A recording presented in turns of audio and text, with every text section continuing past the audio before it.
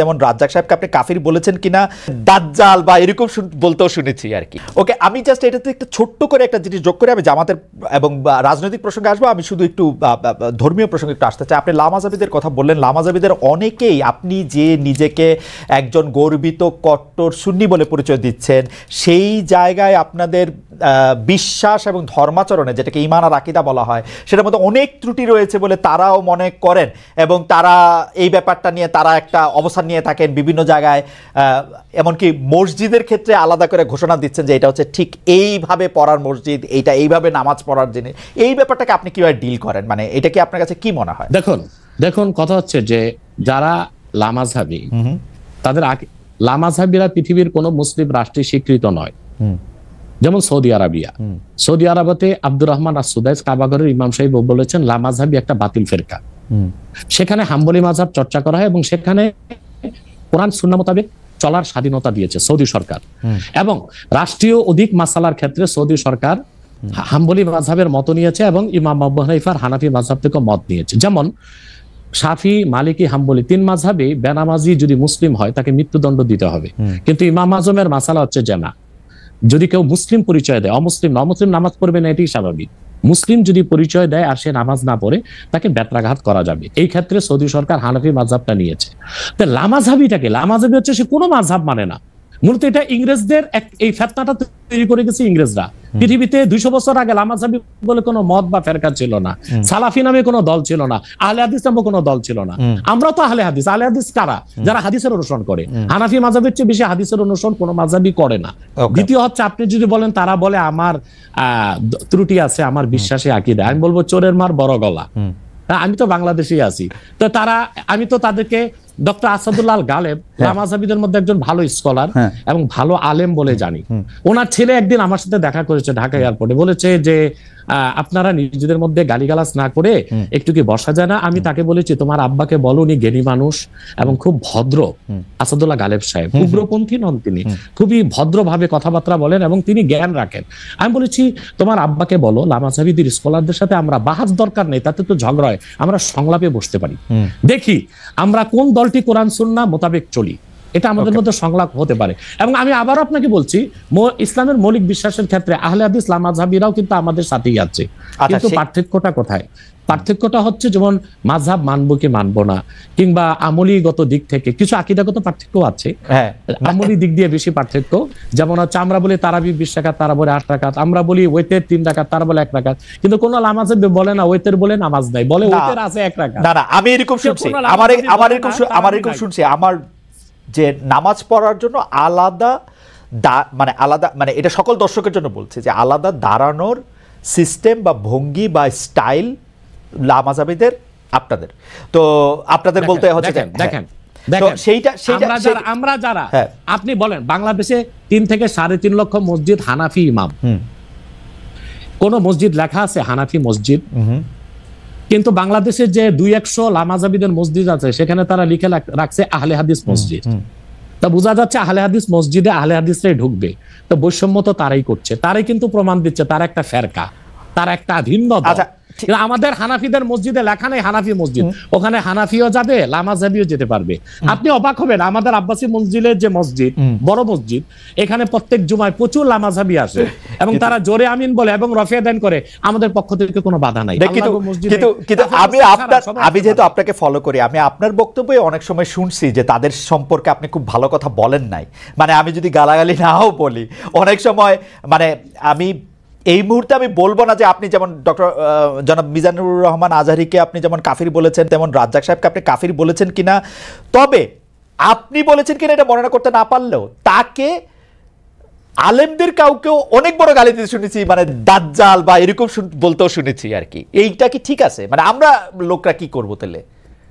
দেখুন, এটা ঠিক আছে। কেন ঠিক আছে? সেটা হচ্ছে তাদের বক্তব্যগুলো এত মারাত্মক এবং বক্তব্যগুলো যখন আল্লাহ তার হাবিব মুহাম্মদ সাল্লাল্লাহু আলাইহি সাল্লামের সম্মানের খেলাফ যায়, তখন কিন্তু আমাদেরকে কঠোর ভাষায় তাদেরকে প্রতিহত করতে হয়। যেমন আপনি যে তরুণ বক্তার কথা বললেন, তরুণ বক্তা, সে লোকটা কি বলেছে? সে আল্লাহর হাবিব নূর নবীজি মুহাম্মদ মুস্তাফা সাল্লাল্লাহু আলাইহি সাল্লামের আরশচুম্বী সম্মানের খেলাফ, আল্লাহ তাআলার সম্মানের খেলাফ বক্তব্য দিয়েছে। হালা শব্দ ব্যবহার করছে, এটা কি হয়? সে বলেছে আম্মাজান খাদিজা ভার্জিন ছিলেন না, আমার মাকে যদি কেউ বলে ভার্জিন ছিল না আমি মেনে নিব। সে বলেছে যে এরপর না, কিন্তু স্যার আপনার কাছে কি মনে হয় না উনি তাকে আসলে অসম্মান করার জন্য একটা ফ্যাক্ট সামনে আনছেন? না না না, এটা আপনাদের মৌলিক বিশ্বাসের মধ্যে একটা বড় ঘাপলা। আমার সাথে আপনার কথা বলার যে শব্দচয়ন, সেটা কখনো আল্লাহ তার হাবিব সাল্লাল্লাহু আলাইহি ওয়াসাল্লামের শানে ওই শব্দচয়ন ব্যবহার হতে পারে না। ইসলামী আইন শাস্ত্র স্পষ্ট এসেছে যে দেখুন, আমি আপনাকে একটা হাদিস শোনাচ্ছি, একটা হাদিসে কুদসি। আল্লাহ তাআলা তার হাবিব, আপনি একটু আপনার জন্য উপকার হবে, জনগণের জন্য উপকার হবে, একটা দলিলই যথেষ্ট। খন্দক যুদ্ধে আল্লাহর হাবিব সাল্লাল্লাহু আলাইহি ওয়াসাল্লামের আসর নামাজ কাজা হয়েছিল, আর উহুদ যুদ্ধে আল্লাহর হাবিব সাল্লাল্লাহু আলাইহি ওয়াসাল্লামের দাঁত শহীদ হয়েছিল। উহুদ যুদ্ধে আল্লাহ হাবিব সাল্লাল্লাহু আলাইহি ওয়াসাল্লামের দাঁত শহীদ হওয়ার পর আল্লাহ হাবিব সাল্লাল্লাহু আলাইহি ওয়াসাল্লাম কাফিরদেরকে বদদুয়া করেন নাই, কিন্তু খন্দক যুদ্ধে নামাজটা ছুটে যাওয়াতে এত কষ্ট পেয়েছেন আল্লাহর হাবিব, তিনি বদদুয়া করেছেন আল্লাহুম্মা ইমলা বুতুনাহুম ওয়া কুবুরহুম নারা, আল্লাহ কাফেরদের কবরগুলো আর সিনাগুলো জাহান্নামের আগুন দিয়ে ভরপুর করে দাও, তাদের কারণে আসর নামাজটা পড়তে পারলাম না। মাগরিবের পর আল্লাহর হাবিব সাল্লাল্লাহু আলাইহি ওয়াসাল্লাম আসর কাজা করে মাগরিব পড়েছেন।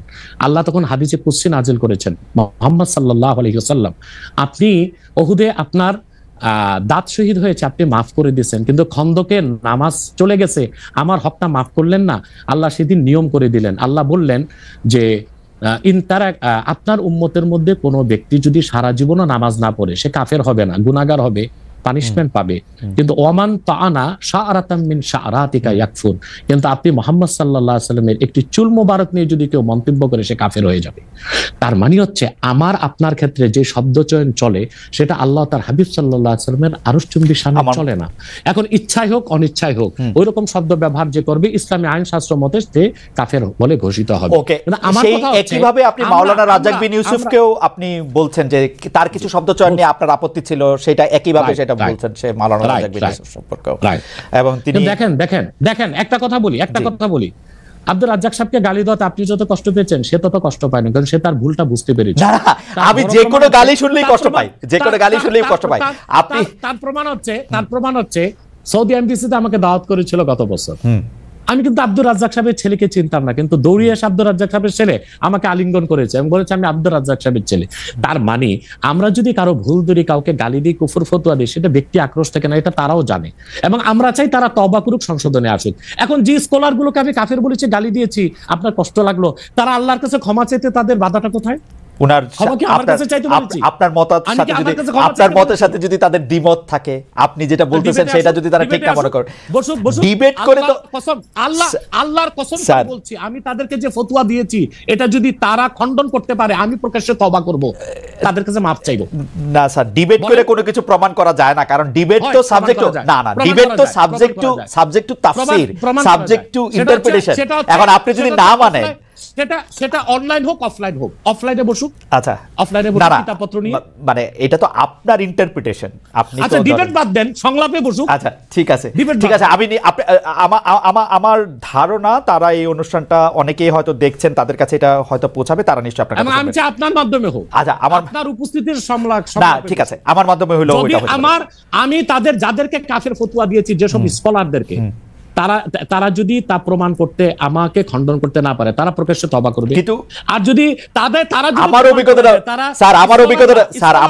আমার অভিজ্ঞতাটা শেষ করি, ওয়েট এ বিট, আর যদি তারা প্রমাণ করে দেখায় যে যে স্কলারদেরকে আমি কাফের ফতোয়া দিয়েছি আমি তা পুরোপুরি ঠিক বলি নাই, আমি তওবা করব, আমি তাদের হাত ধরে মাপ চাইব। স্যার আমি আমার অভিজ্ঞতাটা বলি, আমি বাংলাদেশে সাংবাদিকতা করি আজকে 27 বছর। এর মধ্যে থেকে আমি বিভিন্ন রাজনৈতিক নেতৃবৃন্দের ইন্টারভিউ করছি, তাদের দুজনের সাথে বসছি, কিন্তু তারা কখনোই কোনো ডিবেটে বা সংলাপে তাদের অবস্থানের কোনো রকম ত্রুটি কখনো তারা দেখতে পায় নাই এখন পর্যন্ত।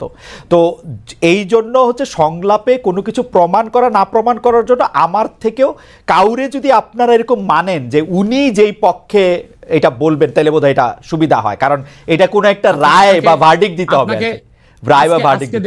না। আপনি দেখেন সংলাপে কোনো ডিবেট না, ডিবেট হচ্ছে মুবাহাসা, সেখানে ঝগড়া হতে পারে, তর্ক বাড়তে পারে, কিন্তু সংলাপটা হচ্ছে আন্তরিক পরিবেশে দলিল প্রমাণ নিয়ে উপস্থাপন করা। এটা তো হতেই পারে, এটা আপনি করতে পারেন, এটা অফলাইনে অনলাইনে অন্যরা করতে পারে, এবং তারা সবাই বাংলাদেশে এখন আছে। যদি ইসলামিক ফাউন্ডেশনে তারা বর্তমান যে খালেদ সাহেব আছে, উনি তো একজন ধার্মিক মানুষ, তার উপস্থিতিতে করেন আরো সুন্দর হয়। কিন্তু আমরা যাদেরকে, যে স্কলারদেরকে কুফর ফতোয়া দিয়েছি, সেক্ষেত্রে আমরা অনর এবং অবিচল। এবং আপনি যে স্কলারের কথা বলেছেন, সে আমাকে কথা বলতে চেয়েছে, আমি তার সাথে কথা বলিনি, এবং সে হয়তোবা আসতেও চেয়েছে, আমি অ্যালাউ করিনি। আমার শর্ত একটাই, যে আমি যে ফতোয়া দিয়েছি তা আমি প্রমাণ দিব, তারা তাদের স্কলার নিয়ে বসুক, যদি প্রমাণ দেয় আমি দিতে পারি, তাহলে ক্ষমা তো আমার কাছে চাইবে না, আল্লাহর কাছে ক্ষমা চাইতেও কি ভাই লজ্জা আছে? না, তা নাই। ঠিক আছে, আমরা আমাদের একটু একটা ঘটনা, স্যার এক সেকেন্ড। মরহুম মাওলানা আশরাফ আলী থানভী রহমতুল্লাহ, নাম শুনেছেন? জি জি। উনি কিন্তু আমাদের সকল ঘরানার একজন মুরব্বী। তো ওনার একটা চমকপ্রদ ঘটনা, উনি একবার ইউপিতে এসেছিলেন জনপুরে। তো ওখানে আহমদ রাজা খান বেরেলি, ওনার অনুসারীরা বললেন যে আশরাফ আলী থানভী কুফর করছে, সে কাফের। আশরাফ আলী থানভী রহমতুল্লাহ কত বিচক্ষণ ব্যক্তি ছিলেন। তখন আমার দাদা উপস্থিত ছিলেন সেখানে, ওনার বয়স তখন খুব কম। তিনি জনপুর সাহেব মসজিদের মিম্বরে দাঁড়িয়ে বললেন, তোমরা যারা বলতেছো আমি কাফের, তা আমি এখন কলেমা পড়ি। বলে পড়েন। তিনি কালেমা শাহাদাত, কালেমা তাইবা পড়লেন। পড়ার পর বলে এখনো কি আমি কাফের? বলে না। তিনি তখন ওয়াজ শুরু করলেন। তিনি তার বক্তব্যে তখন আল্লাহর হাবিব নূর নবীজি মুহাম্মদ সাল্লাল্লাহু আলাইহি সাল্লাম এবং আল্লাহ তাআলার এবং ইসলামের সম্মান তুলে ধরলেন। তখন উপস্থিত লোকজন বলল, আমরা বেহুদাই তাকে কাফের মনে করেছি, বিভ্রান্ত হয়েছে আমরা। আসলে কি জানেন, আল্লাহর কাছে ক্ষমা চাইতে, ক্ষমা চাওয়াটা বিনয়ের কাজ। আদম আলাইহিস সালাম অপরাধ করে আল্লাহর কাছে ক্ষমা চেয়ে আদম হয়ে গেছে পৃথিবীর মানুষের জনক। ইবলিস অপরাধ করে এলেমের কর্মী দেখিয়ে ক্ষমা করে নাই, ইবলিস হয়ে গেছে আজাজিল, অভিশপ্ত। আমি 20 সেকেন্ড একটু সময় চাই নিতেছি। Ashis, can we extend the program for couple of more minutes? Doctor Abbasi, আমাদের সময় শেষ হয়ে আসছে, আমরা একটু সময়টা একটু আপনার থেকে একটু বেশি চাইতেছি। শুধু একটা ছোট প্রশ্ন, সেইটা নিশ্চয়ই আপনি আপনার সময় কখনো বলবেন, যে আরেকজন ব্যক্তিকে, আপনি এটা ঠিকই বলেছেন জৌনপুরের পীর সাহেবের উদাহরণ দিয়ে, যে আমি যদ্দূর ইসলাম সম্পর্কে বুঝি, কেউ যখন নিজেকে বলে যে মানে কলেমা শাহাদাত এবং কলেমা তয়বা যে যতক্ষণ পর্যন্ত পড়বে বা মনে করবে, ততক্ষণ পর্যন্ত আরেকজন ব্যক্তি কি তাকে কাফের বলতে পারে? আপনি যদি ছোট করে একটু বলেন, আমি শুধু হ্যাঁ বা নার মধ্যে থেকেও শুনতে চাই, মানে পারে কিনা। মানে আমি দাবি করলাম আমি মুসলমান, আপনি আমাকে কইতে পারবেন কিনা যে আমি কাফের? এক্ষেত্রে আপনাকে সংক্ষেপে মুসলটা বলে দিচ্ছি। প্রথম হচ্ছে মুমিন। মুমিন হচ্ছে যে কালেমা শাহাদাতকে মনে বিশ্বাস করে, মুখে স্বীকার করে। এখন সেই মুমিনকে আমরা মুসলিম বলবো কখন? হাদিসে এসেছে, মান সাল্লা সালাতানা ওয়াস্তাকবালা কিবলাতানা ওয়া আকালা যাবিহাতানা ফাযালিকাল মুসলিম। কোন ব্যক্তি ঈমান আনার পর যদি আমাদের সালাতকে আদায় করে, আমাদের কেবলা কাবাকে মানে, আমাদের জবাইকৃত পশুর গোশত খায়, সে লোকটি মুসলিম। কতক্ষণ মুসলিম? হাত্তা লাম ইয়াসদুর মিনহু কুফরুন কাওলান আও ফিলান আও তাকরিরা, যতক্ষণ তার মৌখিক বা হাতে বা কাজে কুফর প্রকাশ না পাবে। যদি কোনো ব্যক্তির দ্বারা কালেমা পড়ার পরও কুফর প্রকাশ পায়, ওই রকম ব্যক্তিকে শরীয়তের ভাষায় বলা হয় কাফের। এবং সে যদি মুসলিম দাবি করে, তাকে বলা হয় জিন্দিক। জিন্দিকের শাস্তি শরীয়তে মৃত্যুদণ্ড।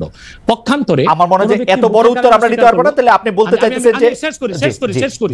আর কোন ব্যক্তি যদি মুখে কালেমা পড়ে কিন্তু অন্তরে তার ঈমান নাই, সে কাফের, কিন্তু কুফরটা প্রকাশ করে নাই, তাকে আমরা মুনাফিক বলি। ওকে, কিন্তু আপনি মনের খবর আপনি কেমনে বুঝবেন? সেই জন্য তো মুনাফিক বলবো, কিন্তু কুফর যখন প্রকাশ পাবে তখন তো বুঝেই নিলাম তার মনে কুফর আছে। আচ্ছা, ঠিক আছে। এবার আমি অন্য প্রসঙ্গে আসি। 5 আগস্টের পর ক্ষমতা বলের অনেক বেশি ঘনিষ্ঠ, অনেক বেশি প্রভাবশালী জামাতে ইসলামী, কিন্তু দলটির 71-এর ভূমিকা নিয়ে আগে যেমন আওয়ামী লীগ সমালোচনা করতো, এখন সেটা অনেকটা সেই জামাতের সমালোচনা করছেন বিএনপি নেতারা। জামায়াতের 71-এর ভূমিকা নিয়ে আপনি কি বলবেন, একটু যদি সংক্ষেপে বলেন, যে জামায়াতের 71-এর ভূমিকা, পরে এখন বিএনপির অবস্থান এগেইনস্ট জামাতকে তারা মুনাফিক বলতেছে, মুনাফিক শব্দটা দিয়ে মনে পড়লো, এটাকে আপনি কিভাবে দেখবেন?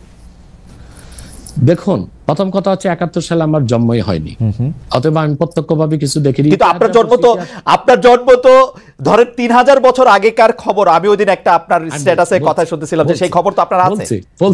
বলছি সেটা বলছি। এখন আমি সব ইতিহাস পর্যালোচনা করে দেখলাম যে মূলত 71 সালে শুধু স্বাধীনতার বিপক্ষে জামাত অবস্থান নেয়নি, মুসলিম লীগও তো অবস্থান নিয়েছিল। আচ্ছা, এখন বিএনপির জন্ম কিভাবে এটা বলেন। শহীদ প্রেসিডেন্ট জিয়াউর রহমান সাহেব একজন ব্যক্তি ছিলেন, এত জনপ্রিয় দলটা গঠন কিভাবে করলেন? তিনি বহুদলীয় গণতন্ত্র প্রতিষ্ঠা করলেন। ওই প্ল্যাটফর্মে কারা জায়গা নিয়েছে? মুসলিম লীগের সব লোকগুলো এসে জায়গা নিয়েছে, যারা শেখ মুজিবের বিরুদ্ধে ছিল, আওয়ামী বাকশালের বিরুদ্ধে ছিল। এবং এখন বিএনপিতে যে লোকগুলোকে আপনারা দেখতেছেন এরা অধিকাংশই কিন্তু ডানপন্থী, রাইটিস্ট এবং ইসলামিস্ট অনেক লোক আছে। পাশাপাশি ফখরুল সহ আরো কিছু লোক আছে, তারা কিন্তু বাম ছিল। ফখরুলের কিন্তু রাজনৈতিক নেতা হচ্ছে রাশেদ খান মেনন। আমি মনে হয় রাশেদ খান মেননে আমার ভুল না হলে জেলে আছে। তো তারা কিন্তু তারা এইরকম বিএনপিতে প্রচুর বামের ডান এসেছে, অর্থাৎ তারা বামের ডান হয়েছে এখন বিএনপিতে এসে। তো প্রচুর পরিমাণ মুসলিম লীগের লোক তো বিএনপি আছে, তারা তো স্বাধীনতার যুদ্ধের বিরোধিতা করেছিল মুসলিম লীগ থাকা অবস্থায়।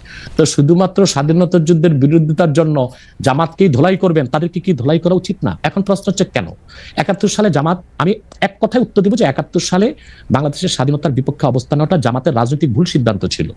যেহেতু এটা স্পষ্ট ছিল যে বাংলাদেশ থেকে প্রায় 1900 কিলোমিটার দূরে পাকিস্তান, তো মাঝখানে সাগর এবং ভারত, সেখানে দুই জায়গায় দুইটা দেশ থাকতে পারে না। আমি বরং মনে করতাম তখন জামাতের এটাই সিদ্ধান্ত নেওয়া উচিত ছিল যে স্বাধীনতার পক্ষ নিয়ে নেওয়া, কিন্তু তারা নেয় নাই কেন? সেটা একটা জবাব তারা এটা দিয়ে থাকে যে তারা বুঝতে পেরেছিল বাংলাদেশ স্বাধীন হলে ভারত এখানে করবে, আধিপত্য বিস্তার করবে। এবং সেটা আমরা পরে দেখি যে ভারত কিন্তু আধিপত্য বিস্তার করেছে।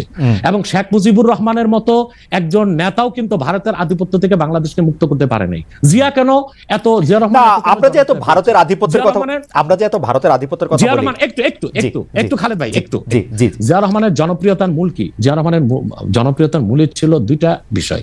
একটা হচ্ছে তিনি ইসলামী মূল্যবোধী বিশ্বাসী ছিলেন, দ্বিতীয় হচ্ছে জিয়া রহমান ভারতীয় আধিপত্যবাদের বিরুদ্ধে অবস্থান নিয়েছেন। এই জন্যই তিনি নিরঙ্কুশ জনগণের নিরঙ্কুশ সমর্থন পেয়েছেন এবং বাংলাদেশে এখনো বিএনপি জনপ্রিয় দল এবং এখনো ফ্রি ফেয়ার ইলেকশন হলে প্রায় 200। আমার মনে হয় যে আপনার এই রাজনৈতিক মানে বক্তব্য নিয়ে আসলে আমার আলাদা কিছু বক্তব্য আছে, সেটা নিশ্চয়ই আমরা একদিন আমরা এটা আলোচনা করব নাকি ভারতীয় আধিপত্যবাদ বলতে আমরা কি বুঝি, জিয়াউর রহমান সাহেব এবং জামাতে ইসলামী। জি, এক কথায় বলে দিচ্ছি। দেখুন, ভারত 71 সালে আমাদের যে পক্ষ নিয়েছিল স্বাধীনতার যুদ্ধে, সেটা কেন নিয়েছিল? বাংলাদেশের স্বার্থে না। তারা 65 যুদ্ধে পাকিস্তানের কাছে শোচনীয়ভাবে পরাজিত হয়েছিল এবং ভারতীয় ট্যাঙ্কগুলোকে ডিনামাইট বেঁধে ইস্ট বেঙ্গল রেজিমেন্টের মুসলিম সৈন্যরা উড়িয়ে দিয়েছিল। ইস্ট বেঙ্গল রেজিমেন্টের মুসলিম সৈন্যদের কারণেই পাকিস্তান জয় পেয়েছিল। আমার মনে হয় যে আপনার বক্তব্যটা ফ্যাকচুয়ালি ঠিক কিনা সেটা একটু পরীক্ষা করার দাবি রাখে। 65 সালে যুদ্ধে আসলে কে জয়ী হয়েছিল, তাসখন্দে যে যুদ্ধবিরতি হয়েছিল সেটার মধ্যে আসলে কি শর্ত ছিল, আমার মনে হয় এগুলো নিয়ে আমরা আরেকদিন আলোচনা করব না, পরে বসবো আমরা সেটা। কিন্তু ভারত কখনোই আমাদের বাংলাদেশ একটা স্বাধীন সার্বভৌমত রাষ্ট্র হিসেবে টিকে থাকুক এই জন্য সে সহায়তা করেনি। আবার গ্লোবাল পলিটিক্স আমরা যদি দেখি, তখন পাকিস্তানের পক্ষ নিয়েছিল আপনার আমেরিকা, আর ভারতের পক্ষে ছিল রাশিয়া। সেইভাবে আসলে ভারত পাকিস্তান এই বাইনারিতে বাংলাদেশকে আসলে আমি একটু বলি এটা, কারণ এটা নিয়ে আর কথা বাড়ানো যাবে না। ডক্টর আব্বাস আমি বলি একটু একটা পর্যায়ে যাই আমি। তো রাশিয়ার পক্ষ নিয়েছিল, আর সবসময় ভারত তো কোনো শক্তি না, এটা রাশিয়ার লেসপেন্সারগিরি করে আর এখন আমেরিকার লেসপেন্সারগিরি করতেছে। এই জন্য তারা মূলত সদিচ্ছা নিয়ে বাংলাদেশকে সহযোগিতা করেনি 71 সালে। সেজন্য 6000 কোটি টাকার অস্ত্র তারা চুরি করে নিয়ে গেছিল এবং সেজন্য স্বাধীনতা যুদ্ধে নিয়াজি পরাজয় স্বীকার করা দরকার ছিল আমাদের ওসমান গনির হাতে, তার কাছে না করে ভারতীয় সেনাপ্রধানের কাছে করবে কেন, ওসমানীর কাছে কেন করে না? এসব থেকে বোঝা যায় ভারত একটা আক্রোশ থেকে এবং তার রাজনৈতিক উদ্দেশ্য অর্জন করার জন্য স্বাধীনতা যুদ্ধে আমাদেরকে সহায়তা করেছিল। পরবর্তীতে সে কি না করেছে, ফারাক্কা বাদ দিয়েছে। আমার মনে হয় শেখ হাসিনাকে 15 বছর এই ফেসিবাদের কাজে সহযোগিতা করেছে ভারত, হাজার হাজার মানুষকে হত্যার কাজে সে সহযোগিতা করেছে। অতএব এসব কেউ আমাকে প্রশ্ন করছেন, আমার মনে হয় যে আমার প্রশ্ন এটা ছিল না। যাই হোক, আপনি বলেছেন একটু না আমার মনে হয় যে শেষ একটু কথাটা তো একটা দাড়ি কমা দিতে হবে তো ভাই। সেটা হচ্ছে, তো হয়তোবা জামাত নেতারা তখন চিন্তা করেছিল যে বাংলাদেশ একটা দুর্বল ভূখণ্ড, এটা যদি স্বাধীন হয়ে যায় ভারত আধিপত্য বিস্তার করবে, অথবা ভারত যেন আধিপত্য বিস্তার করতে না পারে, বাংলাদেশ আরো শক্তিশালী হয়ে তারপর স্বাধীনতা ঘোষণা করুক, এরকম চিন্তা ছিল কিনা ওটা জামাত নেতা বলবে। ওকে, ঠিক আছে।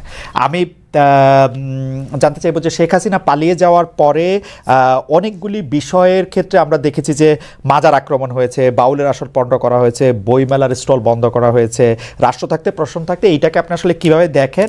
মাজার আক্রমণটাকে আসলে আপনি কিভাবে বলেছেন বা জেনেছেন, বা আপনার অবস্থান কি ছিল? বাউলের আসর পণ্ড করা, বইমেলার স্টল বন্ধ করা। দেখুন, এখানে যারা মাজারে হামলা করেছে তারা কারা আমি জানি না, বরং আমার কাছে কিছু অথেন্টিক সোর্স থেকে নিউজ এসেছে যে অনেকগুলো মাজারে ছাত্রলীগের কর্মীরাই টুপি লাগিয়ে হামলা করেছে। এখন আসলে হামলা করলো কারা, তাদেরকে চেনার আগ পর্যন্ত আমি কিভাবে আমার সিদ্ধান্ত দিব? এটা রাষ্ট্র তদন্ত করে দেখুক। ডিজিএফআই আছে। স্যার আমার প্রশ্ন এটাই, এটা যদি ছাত্রলীগের লোকেরাও করে থাকে তাহলেও তো এটা কাজটা খারাপ করছে, তাই না? না, মাজারে হামলা করা তো উচিত হয়নি। আপনি এটা নিন্দা জানাইছেন কিনা বা আপনি এটাকে আহ্বান বন্ধ করতে বলছেন কিনা সেইটা জানতে চাইতেছিলাম আর কি। হ্যাঁ, আমি আমার বক্তব্যে বলেছিলাম যে আল্লাহর ওলিদের মাজারগুলোতে যারা শিরক করে তাদেরকে শাস্তি দেওয়া হোক, কিন্তু আল্লাহর ওলিদের মাজারগুলোতে আঘাত না করা হোক, এটা বলেছি, বক্তব্য আছে আমার। আচ্ছা, একটা জনপ্রিয় প্রশ্ন আপনার এগেনস্টে এরকম যে আমরা ইন্ডিয়ার এগেনস্টে এত কথা শুনি কিন্তু খোদ জৌনপুরি হচ্ছে ইন্ডিয়ায়, এটার আপনি আসলে কীভাবে দেখেন? আপনার যে ডিগ্রি, যেটাকে আমরা পিএইচডি বলতেছি, সেইগুলিও আসলে ভারতীয় শিক্ষা প্রতিষ্ঠানগুলি থেকে নেওয়া, সেটাকে আপনি কীভাবে দেখেন? এক লাইনে বললেই হবে, মানে এটা একটা জাস্ট জনপ্রিয় প্রশ্ন, আমি এটাকে অনেক বেশি। দেখুন এই খুব সুন্দর করে, আপনাকে এক লাইনে তো বলা যাবে না খালেদ ভাই, আমি 3 লাইনে বলে দিচ্ছি। সেটা হচ্ছে আমাদের বংশটা এসেছে আরব থেকে, অর্থাৎ আল্লাহর হাবিব নূর নবীজি মুহাম্মদ সাল্লাল্লাহু আলাইহি সাল্লামের আপন চাচা হযরত আব্বাসের বংশধর। পরবর্তীতে আমাদের বংশধর এসেছে বাগদাদ, বাগদাদ থেকে এসেছে ইউপিতে। আর আমার পরদাদার যিনি পিতা ছিলেন, পরদাদার পিতা, তিনি ছিলেন কারামত আলী জৌনপুর রহমতুল্লাহ জামাতা, অর্থাৎ মেয়ের দিক দিয়ে আবার আমরা কারামত আলী জৌনপুর রহমতুল্লাহর সাথে রক্ত সম্পর্কে সম্পর্কিত। 1947 সালে আমার পরদাদা জৌনপুর থেকে, আমার বাবার বয়স যখন 6 তখন চলে এসেছেন বাংলাদেশ। এখন আমার পরদাদা চিন্তা করলেন যে ভারতটা চলে গেছে হিন্দু শাসনে, এখানে আমরা স্বাধীনভাবে চলতে পারবো না, সেজন্য তিনি তো ইন্ডিয়া ত্যাগ করে বাংলাদেশেই চলে এসেছে। সেজন্য আমার বাবা 6 মাস বয়সে বাংলাদেশে এসেছে, আর আমাদের 5 ভাই 3 বোনের জন্ম বাংলাদেশে। অতএব এই জন্য ভারতের বিরুদ্ধে আমি বলতে পারবো না, সেটা কোনো কথা নয়। কিন্তু আমার প্রশ্ন হচ্ছে যে শেখ মুজিবের মায়ের বাড়ি কোথায়? না সেগুলি তো ভারতে, সেটা তো আরেকজনের প্রসঙ্গ, তো আরেকজনের প্রসঙ্গ। বলি না একটু বলি না, এটা তো বলতে হবে তো। তারপর হোসেন সৈয়দ সরওয়ার্দীর বাড়ি কই ছিল? তার বাবার বাড়ি ছিল কলকাতা। আব্দুল হামিদ খান ভাসানী, তার বাড়ি ছিল আসামের ভাসানটেক। এরা সবাই কিন্তু পূর্বপুরুষ ভারতে ছিল। অতএব জৌনপুরে হওয়ার কারণে আমি ভারতের বিরুদ্ধে করতে পারবো না, এটা হয় না। বরং আমি যে অন্যরা বাংলাদেশের হয়ে রয়ের দালালি করে আর আমি রয়ের বিরোধিতা করি, এটাই তো আমার কৃতিত্ব। না, ফ্যান্টাস্টিক। আমরা তাবলিগ জামাতটাকে আমরা রাজনৈতিক প্ল্যাটফর্ম মুক্ত দেখেছি দীর্ঘদিন, কিন্তু এখন যে এটা একটা সাতপন্থী জুবাইরপন্থী একটা ব্যাপার এবং একজন আরেকজনকে এবার হত্যার পর্যন্ত ঘটনা ঘটেছে, এটা নিয়ে আসলে আপনার একটা আমি মন্তব্য শুনতে চাই। এটাকে আপনি আসলে কিভাবে দেখেন এবং এই বিভাজনে কারা ফু দিচ্ছে? আপনি যেহেতু সরাসরি কথা বলেন, আপনি এইটাও একটু বলে দিবেন কিনা যে এই বিভাজনটার মধ্যে আসলে কারা লাভবান হচ্ছে, কারা ফু? তখন তারা আমাকে বললেন যে স্যার সাহেব দারুল উলুম দেওবন্দে গিয়েছেন এবং তিনি সেখানে তার বক্তব্য স্পষ্ট করেছেন। আমি বলেছি তাহলে আমি আমার প্রতিনিধি দেওবন্দে পাঠাবো এবং আমি জানবো স্যার সাহেব তওবা করেছেন কিনা। এবং ঘটনাচক্রে গত পরশু যখন রংপুর যাচ্ছিলাম, এয়ারক্রাফট থেকে, গাড়ি থেকে নেমে এয়ারক্রাফটে ওঠার সময় আমাকে এক যুবক আলেম এসে আলিঙ্গন করে বললো আমার নাম উসামা। আমি বলছি কে? বলে কাকরাইলের ওয়াসিফ সাহেবের ছেলে, সে একজন মুফতি এবং দারুল উলুম করাচিতে পড়াশোনা করেছে। তো দেখা যাচ্ছে যে তাবলিগের 2 দলেই আলেম আছে, কিন্তু অধিক সংখ্যক আলেম ও মূল ঘরানার যারা ইসলামী আন্দোলনের নেতৃত্ব দিচ্ছেন তারা কিন্তু জোবায়েরপন্থীদের সাথে, এবং তারাই হক। কারণ স্যার সাহেব যে ভুলগুলো করেছে মারাত্মক ভুল, এবং সেগুলোর জন্য তাকে প্রকাশ্যে তওবা করতে হবে। কিন্তু বাংলাদেশে এই যে সহিংসতা সৃষ্টি করছে, এর জন্য আমি নাম বলতে পারবো না, তবে দেশীয় একটা ইন্টেলিজেন্ট ব্রাঞ্চ এবং বাইরের একটা ইন্টেলিজেন্ট ব্রাঞ্চ এখানে ফু দিচ্ছে। আমার শেষ প্রশ্ন, আমি কিন্তু দেখেছি যে ইসলামী বক্তাদের কেউ কেউ মানে কখনো কখনো বাতাস বুঝে পাল তুলে দেন, যেমন ডক্টর ইউনূস এর ব্যাপারে যে উনি আগে সুদ খান, এখন সুদ খান কিনা, দেশের রাজনৈতিক সিস্টেম এই সেই সম্পর্কে নানা ধরনের কথা বলেন। আমার শেষ প্রশ্ন, যখন কেউ ইসলামিক কোনো দলকে বা ইসলামিক কোনো সংস্থাকে বা ধরেন কোনো আলেমদের কোনো টাকা দেয়, আপনি এই ফতোয়া দিবেন কিনা যে তার টাকার উৎসটা পরিষ্কার জায়গা থেকে এসছে না অপরিষ্কার জায়গা থেকে এসছে, সেটা পরীক্ষা করে দেখা? দেখুন, প্রথম হচ্ছে যে কোনো স্কলার যে টাকা দিচ্ছে, যার কাছ থেকে টাকা নিচ্ছে, টাকাটা কন্ট্যাক্ট করে নেবে না। পেশাদার বক্তারা কন্ট্যাক্ট করে নেয়, আর যারা দায়ী আল্লাহ তারা কোনো সময় কন্ট্যাক্ট করে নেয় না। 2, যদি সে এতটুকু নিশ্চিত হয় যে মাহফিল কমিটি মুসলিম এবং তারা হালাল টাকা থেকেই দিয়েছে, তখন তার জন্য টাকাটা নেওয়া জায়েজ হবে। আর মনে রাখবেন, একজন হক্কানি আল্লাহওয়ালা বুজুর্গ আলেম হচ্ছে নদীর মতো। খরস্রোতা নদীতে যদি আপনি মরা পশু ফেলে দেন, নদীর পানি নাপাক হবে না, নাপাকটাই দূরে সরে যাবে। একজন দায়ীল আল্লাহ যদি পূর্ণ সতর্ক থাকেন এবং সততার সাথে দ্বীনের দাওয়াত দেন, তারপর যদি কমিটি স্বেচ্ছায় না চাইতে তাকে সম্মান হিসেবে কিছু হাদিয়া দেন, সেটার জন্য যদি কোনো সুদের টাকা আসে, সেটা থেকে আলেম মুক্তি থাকবে। আমরা আনফরচুনেটলি আপনার শেষ কথাটা আসলে ভালো শুনতে পাইনি, আপনি কি লাইনটা আবার বলবেন? জি আবার বলছি যে একজন বক্তা যখন কন্টাক্ট করে টাকা নেয়, যেমন দেশে কিছু বক্তা আছে যে আমি প্রোগ্রামে আসবো, আমাকে 1 লক্ষ টাকা দিতে হবে, এইভাবে টাকা নেওয়াটা শরীয়সম্মতভাবে ফাতওয়ায় ঠিক হলেও তাকওয়ার খেলাফ। সেজন্য যারা কন্টাক্ট করে টাকা নেয় না তারাই দায়ী ইলাল্লাহ, পেশাদার বক্তা নয়। আমার মতো বহুত আছে বাংলাদেশে মুহাক্কিক আলেম যারা কখনো কন্টাক্ট করে টাকা নেয় না। দ্বিতীয় হচ্ছে কন্টাক্ট করে টাকা নেওয়াটা হারাম নয়, ফাতওয়ায় জায়েজ, কিন্তু তাকওয়ার খেলাফ, উত্তম না অনুত্তম কাজ। যেমন একজন ইমাম সাহেব মসজিদে নামাজ পড়িয়ে টাকা নিচ্ছে, মাদ্রাসায় একজন শিক্ষক পড়াশোনা করে টাকা নিচ্ছে, একজন ওয়াজ করে টাকা নিচ্ছে, সে পেশাদার বক্তা, এটা হারাম নয় কিন্তু তাকওয়ার খেলাফ। এখন টাকাটা কোন উৎস থেকে আসলো এটা দেখতে যাওয়ার দরকারটা কি? কোন ইমাম সাহেব যে ইমামতিতে যে বেতন নেয়, কমিটির সবাইকে হালাল টাকা তাকে দিচ্ছে না তো, অথবা সেটার দায় যিনি দিচ্ছেন তার। একজন দায়ীলাল্লাহ হক্কানি আলেম হচ্ছে খরস্রোতা নদীর মতো। নদীতে যেমন আবর্জনা ফেলে নদী নাপাক হয় না, আবর্জনাই সরে যায়। একজন আল্লাহওয়ালা বুজুর্গ ব্যক্তির কাছে অনিচ্ছায় যদি কোনো সুদের টাকা ঘুষের টাকা আসে, নাপাকটা সরে যাবে, আল্লাহ তাকে হালালের উপরে রাখবে। এটা অনেক মানুষকে অনেক দুষ্কর্ম করতে উৎসাহ দিবে কিনা এটা কেউ প্রশ্ন করতে পারেন, কিন্তু আমাদের আজকের আলোচনা আমরা আর বাড়াবো না। আমি শুধু একটা ব্যাপারে আপনার একটু ফতোয়া চাই। আমাদের একজন দর্শক আপনার কাছে জানতে চাইছেন যে হুজুরকে জিজ্ঞাসা করবেন সহিহ বুখারী ৭৭৭৬ নম্বর হাদিস অনুযায়ী তাবলিগি জামাত কাফের হয়ে যায় কিনা। আমাদের একদম সময় না, আপনি যদি একটা খালি জায়গা থেকে একটু বলেন। হ্যাঁ, আমি বুঝতে পেরেছি সে কোন হাদিসের কথা বলেছে। ওই হাদিসটা হচ্ছে, ওই হাদিসে বলা হচ্ছে খারিজিদের কথা। খারিজি একটা বাতিল ফেরকা। খারিজিদের উৎপত্তি হয়েছিল হযরত আলী রাদিয়াল্লাহু তাআলার জামানায়। কিন্তু তাবলীগের ক্ষেত্রে এটা সমস্যা নাই, তারা তো খারিজি না, তা তো দেওবন্দ থেকে। হ্যাঁ, তাদের আকীদায় ও কাজকর্মে কিছু ত্রুটি আছে, সেটা আমরা ধরছি, কিন্তু হাদিস শরীফে যেটা বলা হয়েছে ওটা খারিজিদের কথা। তাদের উৎপত্তি হযরত আলীর যুগে এবং এটা ইরাকের হারুনা নামক এলাকায়। তাদেরকে হযরত আলী রাদিয়াল্লাহু আনহু 3 বার বুঝাবার জন্য আব্দুল্লাহ ইবনে আব্বাস রাদিয়াল্লাহু তাআলা আনহুমাকে পাঠিয়েছিলেন। তারা বুঝ যখন মানে না, তখন যুদ্ধে এসেছে তারা। হযরত আলী যুদ্ধ করেছেন, 8000 খারিজির মধ্যে 4000কেই 12,000 খারিজির মধ্যে 8000 নিহত হয়েছে, 4000 বেঁচে গেছিল। সেটা খারিজি ফেরকার কথা।